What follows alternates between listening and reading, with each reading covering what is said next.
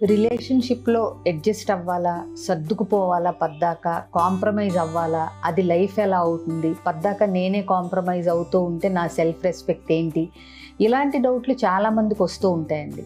యాక్చువల్‌గా సర్దుకుపోవటం, కాంప్రమైజ్ అవ్వటం ఇలాంటివి ఎదుటి వ్యక్తిని అర్థం చేసుకుని మీ ఇద్దరి రిలేషన్షిప్ బాగుండటానికి ఏ దారి ఎంచుకుంటే బాగుంటుంది అనే ప్రాసెస్కి ఉపయోగించుకోవాలి. కానీ ఈగోలకు వెళ్ళి నేనెందుకు పాయింట్ ఆఫ్ వ్యూని మార్చుకోవాలి, ఈ అడ్జస్ట్ అవటం అనేది ప్రాబ్లం అవుతుంది. మీరు గుర్తుపెట్టుకోండి, ఫైన్ ట్యూనింగ్ అంటే ఇప్పుడు ఒక గిటార్లో తీగలు మనం సరి చేస్తాం. ఎందుకు? మన రాగానికి తగ్గట్టు, శృతికి తగ్గట్టు. ఎప్పుడు అదే వాల్యూమ్లో, అదే స్ట్రింగు, అదే టెంపోలో ఉండదు కదా. పాటకు తగ్గట్టుగా, సింగర్ వాయిస్కి తగ్గట్టుగా శృతి లయ మారుస్తూ ఉంటారు. అది అడ్జస్ట్ అనరండి, అది fine tuning for a better performance అంటాం.